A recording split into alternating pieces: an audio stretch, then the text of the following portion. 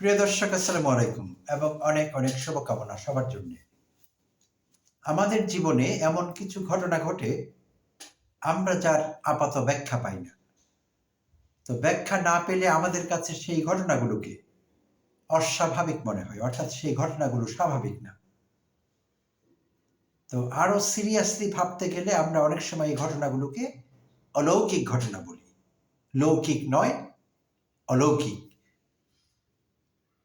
তো আমরা অনেকবার প্রত্যেকেই আমি মনে করি আমাদের জীবনে এরকম অলৌকিক ঘটনার মুখোমুখি হয়েছি, হই কিংবা হব। তো বাংলাদেশে এমন কিছু ঘটনা সাম্প্রতিককালে ঘটেছে যেগুলোকে কোনোভাবে স্বাভাবিক বলা যাবে না। এই ঘটনাগুলো অস্বাভাবিক এবং অনিবার্যভাবে অলৌকিক। আমি অন্তত ব্যক্তিগতভাবে এরকম বিশ্বাস করতে শুরু করেছি। বিশেষভাবে যদি আওয়ামী শাসনের কথা বলি, অন্তত শেখ হাসিনার এই ৩টি টার্ম, যেভাবে ক্ষমতায় থাকার বিষয়টি তিনি শেখ হাসিনা পাকাপোক্ত করেছিলেন আওয়ামী লীগ আমলে। তিনবার অবৈধভাবে অন্যায়ভাবে ইলেকশন ইঞ্জিনিয়ারিং এর মাধ্যমে তিনি ক্ষমতায় আসেন। সুপরিকল্পিতভাবে তিনি কাজগুলো করেন এবং ইন্টারন্যাশনাল কমিউনিটিকে ম্যানেজ করেন এবং ম্যানেজ করে দুইবার থেকেছেন, তৃতীয়বারেও থাকবার চেষ্টা করেছিলেন। তো শেষ রক্ষা হয়নি তার, যদিও তিনি রাষ্ট্রযন্ত্রকে ব্যবহার করে সব জায়গায় রাষ্ট্রের সবগুলো প্রতিষ্ঠানকে, সবগুলো রাষ্ট্রীয় সংগঠনকে পলিটিসাইজ করেছিলেন, রাজনীতিকরণ করেছিলেন পাইকারি হারে। সেনাবাহিনীকে পর্যন্ত করাপ্ট করে ফেলেছিলেন, অন্তত একাংশকে সেনাবাহিনীর। তো লাভ হয়নি তাতেও। তিনি আস্ফালন করতেন যে তিনি সব সময় ক্ষমতায় থাকবেন। বাংলাদেশে আর দ্বিতীয় কোনো শক্তি নেই যে আওয়ামী লীগকে হটাতে পারে, তার শাসনকে চ্যালেঞ্জ করতে পারে। আর সেটি করতে গিয়ে তিনি জুলুম নিপীড়নের আশ্রয় নিয়েছিলেন। এই দেশের মানুষকে গুম করেছিলেন, খুন করেছিলেন, গুপ্ত হত্যা করেছিলেন। মানবাধিকার পরিপন্থী এবং মানবাধিকার লঙ্ঘন করবার জন্য যা যা দরকার সবই তিনি করেছিলেন। তাই মানবাধিকার লঙ্ঘনের দায়ে, মানবতা বিরোধী অপরাধের দায়ে সর্বশেষ তাকে ফাঁসির রায় নিতে হয়েছে, তার বিরুদ্ধে ফাঁসির রায় হয়েছে। এখন তিনি ভারতে পালিয়ে আছেন, নির্লজ্জ এবং অধপতিত জীবনযাপন করছেন ভারতে। তো সেই শেখ হাসিনা বিএনপিকে, দেশের প্রধান বিরোধী দল, প্রায় জয় বাংলা করেই দিয়েছিলেন। এবং যারা নির্দলীয় মানুষ, এই দেশের লাখো কোটি মানুষ আছেন নির্দলীয়, তারাও আফসোস করতেন যে বিএনপিকে হাসিনা মুসলিম লীগ করে দিচ্ছে, একটি সময় বিএনপির আর কোনো অস্তিত্বই থাকবে না। এই অবস্থায় পৌঁছে গিয়েছিল বিএনপি। এবং তারেক রহমানকে বারবার হাসিনা অমার্জিতভাবে আক্রমণ করছিলেন এবং পারলে সাহস থাকলে দেশে আয় তুই তোকারি করছিলেন। শুধু শেখ হাসিনা না, তার চাকর বাকরগুলো, যাদেরকে নেতা বলা হয়, চাকর বাকরগুলো দিনরাত চিৎকার করছিলেন। ওবায়দুল কাদের থেকে শুরু করে যত চাকর আছে, হানিফ, নানক, এরকম যারা যারা ছিলেন প্রত্যেকে চিৎকার চেঁচামেচি করছিলেন, যা তা বলছিলেন। এবং খালেদা জিয়াকে ব্যক্তিগতভাবে অপমানজনক কথাবার্তা বলছিলেন। হাসিনা নিজেই বলছিলেন তার শারীরিক অবস্থা নিয়ে কটাক্ষ করছিলেন খুব বাজেভাবে। এগুলো আমরা দেখেছি এবং আমাদের খারাপ লেগেছে যে বিএনপির মতো একটি বড় দলকে হাসিনা জয় বাংলা করে দিলেন। কিন্তু না, আমরা আসলে জানতাম না ডেস্টিনি কার জন্য কি রেখেছে। এবং শুধু বিএনপিকে না, নোবেল জয়ী অধ্যাপক ডক্টর মোহাম্মদ ইউনূসকে ব্যক্তিগত আক্রোশ থেকে হাসিনা কি পরিমাণ নির্যাতন, জুলুমের শিকার বানিয়েছিলেন। তার বিরুদ্ধে মামলা দায়ের করা হয়েছিল একের পর এক, তুচ্ছ কারণে। তারই প্রতিষ্ঠিত ব্যাংক, গ্রামীণ ব্যাংক, সেই ব্যাংকের নানা কিছুতে তাকে জড়িয়ে হেনস্থা করবার জন্য একের পর এক মামলা করা হচ্ছিল।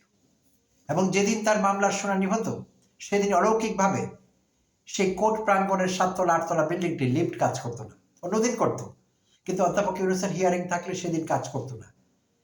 এই 84-85 বছর বয়স্ক মানুষটিকে পায়ে হেঁটে 7তলা 8তলায় উঠতে হতো।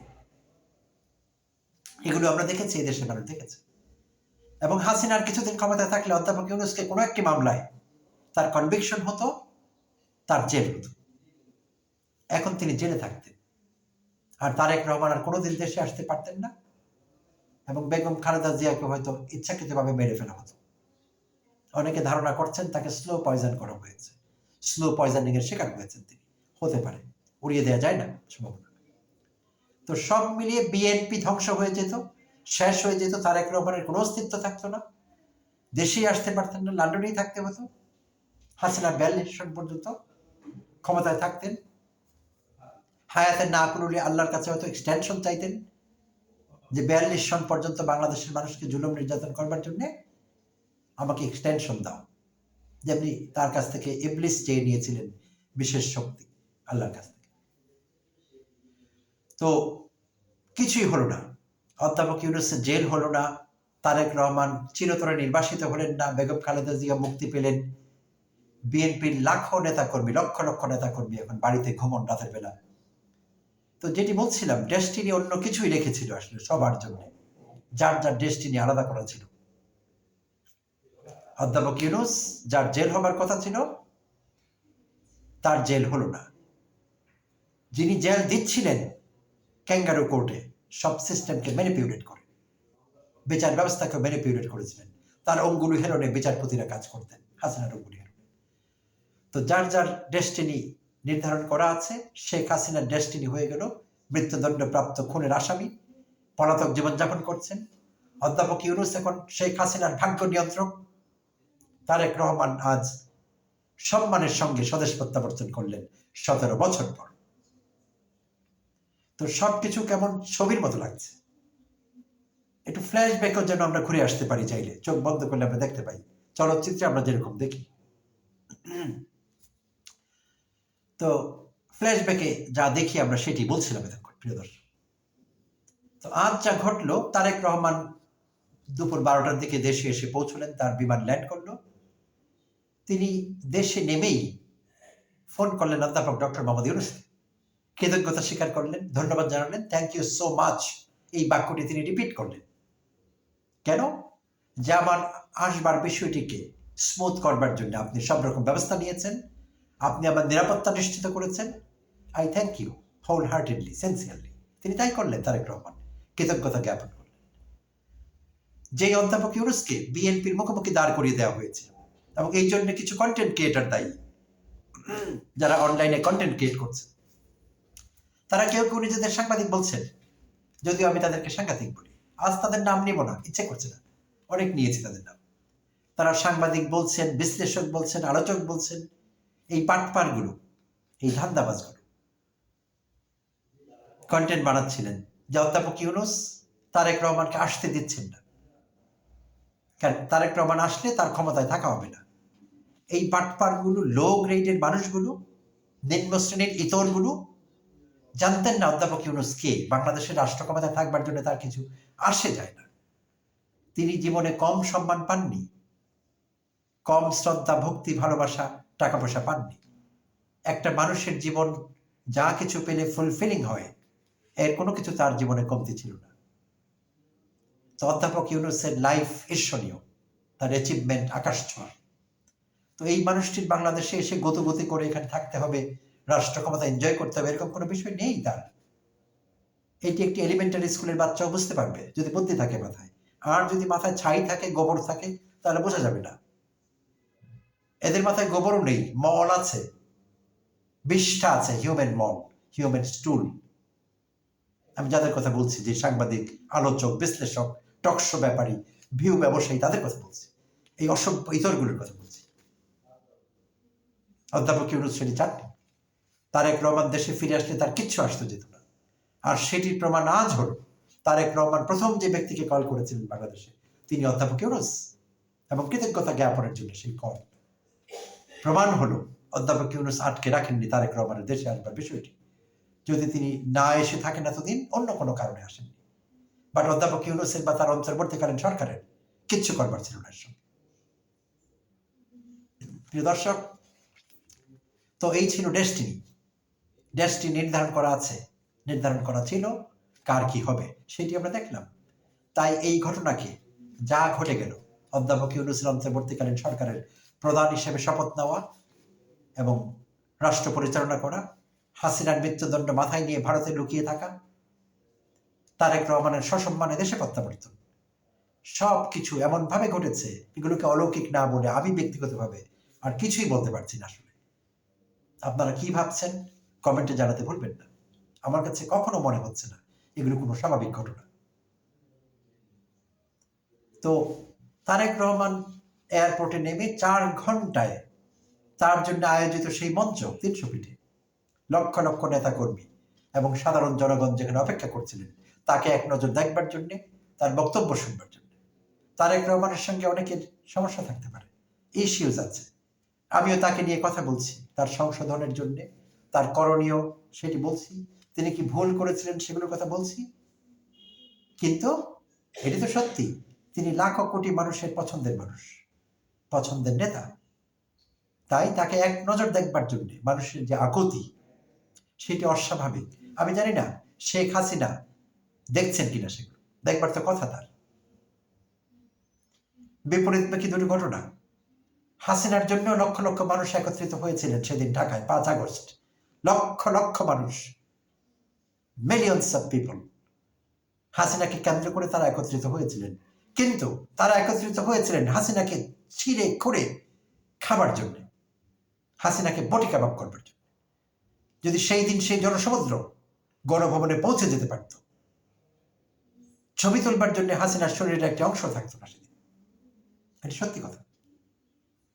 তাই হাসিনার উদ্দেশ্য জনসমাবেশ হয়েছিল, উদ্দেশ্য ছিল ভিন্ন। তারেক রহমানের উদ্দেশ্য জনসমাবেশ হয়েছে, সেটির উদ্দেশ্য ভিন্ন। তাকে শ্রদ্ধা ভক্তি জানানো, তার প্রতি ভালোবাসা প্রদর্শন করা, দুটো বিষয় একেবারেই আলাদা। তো তার ভাষণে আজ তারেক রহমান গুরুত্বপূর্ণ কিছু কথা বললেন। তিনি প্রথমেই সর্বশক্তিমান আল্লাহ তাআলার কৃতজ্ঞতা জ্ঞাপন করেছেন, তার সাহায্য চেয়েছেন। তিনি বলেছেন রাসূল সাল্লাল্লাহু আলাইহি ওয়াসাল্লামের ন্যায়পরায়ণতা অনুসরণ করবেন যদি ক্ষমতায় যেতে পারেন, রাষ্ট্র শাসনে, দেশ পরিচালনায়। তিনি বলেছেন ইনসাফ ভিত্তিক রাষ্ট্র কায়েম করতে চান। তিনি জনগণকে বারবার শান্তি রক্ষার আহ্বান জানিয়েছেন, ঐক্যবদ্ধ থাকার কথা বলেছেন, কোনো উস্কানির মুখে পা না দেবার কথা বলেছেন নেতাকর্মীদের। এগুলো খুবই পজিটিভ দিক আমি মনে করি। এবং তারেক রহমান জুলাই অভ্যুত্থান পরবর্তী সময়ে লন্ডনে থাকা অবস্থায়ও কিন্তু তিনি দেশে শান্তি বজায় রাখা, উস্কানিতে পা না দেয়া, প্রতিহিংসা চরিতার্থ না করা, এইসব বিষয়গুলোর উপর তিনি কিন্তু জোর দিচ্ছিলেন শুরু থেকে। তারেক রহমান চাইলে অনেক কিছু হতে পারত, তারেক রহমান উস্কানি দিলে অনেক কিছু হতে পারত। আওয়ামী লীগের নেতা কর্মীদের কথা বলছি। আওয়ামী হাই আপসরা বলছিলেন, ওবায়দুল কাদের একাধিকবার বলেছেন যে ক্ষমতায় না থাকলে লক্ষ লক্ষ আওয়ামী নেতা কর্মী মারা পড়বে। কিচ্ছু হয়নি। কেন হয়নি? এখানে তারেক রহমানের অবদান আছে। তারেক রহমান উস্কানি দেননি, বেগম খালেদা জিয়া দেশে থেকে উস্কানি দেননি, শান্তি বজায় রাখার আহ্বান জানিয়েছিলেন, প্রতিহিংসা পরায়ণ না হওয়ার আহ্বান জানিয়েছিলেন। এগুলো প্রশংসনীয় দিক তাদের, বলতে হবে। তো তারেক রহমান তার ভাষণে উপস্থিতিকে 61 বছর 62 বছর পিছিয়ে নিলেন। তিনি তাদের ফিরিয়ে নিলেন মার্কিন যুক্তরাষ্ট্রের কৃষ্ণাঙ্গ মানবাধিকার কর্মী, মানবাধিকার নেতা, মানবাধিকারের অ্যাডভোকেট, যার বিশ্ব খ্যাতি রয়েছে, ডক্টর মার্টিন লুথার কিং জুনিয়রের এক বক্তব্যে ফিরিয়ে নিলেন। মার্কিন যুক্তরাষ্ট্রে যখন শ্বেতাঙ্গদের আধিপত্য, শ্বেতাঙ্গদের নির্যাতন, জুলুম চরমে উঠেছিল কৃষ্ণাঙ্গ জনসংখ্যার বিরুদ্ধে, তখন কৃষ্ণাঙ্গ নেতা doctor Martin Luther king junior মার্কিন যুক্তরাষ্ট্রে ওয়াশিংটন ডিসিতে এক বিশাল সমাবেশে এক বক্তৃতায়, এবং সেটি হয়েছিল 1963 সালের 28 আগস্ট।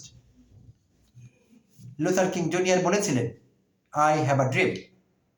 যেই বাক্যটি এখনো সারা পৃথিবীতে লক্ষ কোটি মানুষকে, লক্ষ কোটি বিপ্লবীকে, লক্ষ কোটি স্বপ্নদ্রষ্টাকে জাগ্রত করে, উজ্জীবিত করে, আই হ্যাভ আ ড্রিম। তো তারেক রহমান একটু চেঞ্জ করে বললেন, I have a plan for the country, a plan for the people of this country. সেইটি যথেষ্ট ছিল তার প্রিয় উপস্থিতিকে উজ্জীবিত করবার জন্য। চমৎকার।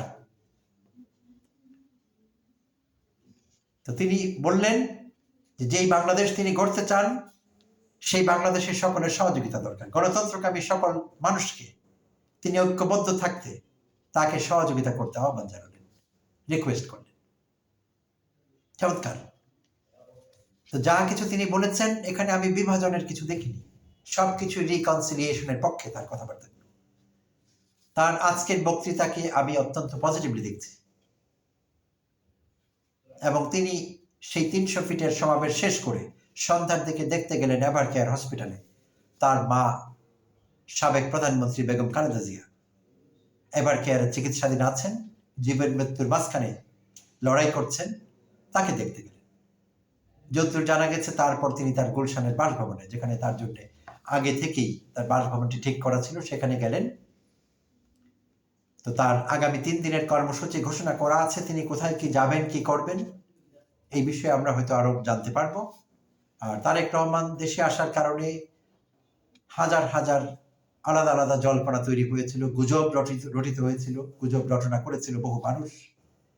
সবকিছুর অবসান হলো এবং শহীদ ওসমান হাদির মৃত্যুকে কেন্দ্র করে ফেব্রুয়ারি 12 তারিখে অনুষ্ঠিতব্য নির্বাচনটি নিয়ে অনিশ্চয়তা দেখা দিয়েছিল, ধোঁয়াশা তৈরি হয়েছিল। আমি বিশ্বাস করি তারেক রহমানের স্বদেশ প্রত্যাবর্তনের মধ্য দিয়ে সেই নির্বাচনের অনিশ্চয়তাটি কেটে গেল। যে কোনো পরিস্থিতিতে আমাদের একটি নির্বাচন হওয়া দরকার, একটি নির্বাচিত সরকারের ক্ষমতায় আসা দরকার, দেশের স্থিতিশীলতার জন্য এর কোনো বিকল্প নেই। এবং অধ্যাপক ইউনূস অত্যন্ত আন্তরিক ব্যাপারে, তিনি তার সাধ্যমতো চেষ্টা করছেন যথাসময়ে নির্বাচন দিয়ে তিনি ফিরে যাবেন, এবং শুরু থেকেই তিনি এটি বলেছিলেন। এবং যারা তাকে চেনেন, যারা তার ডেপথ বুঝতে পারেন, তারা তার সেই কথা আস্থা রেখেছিলেন।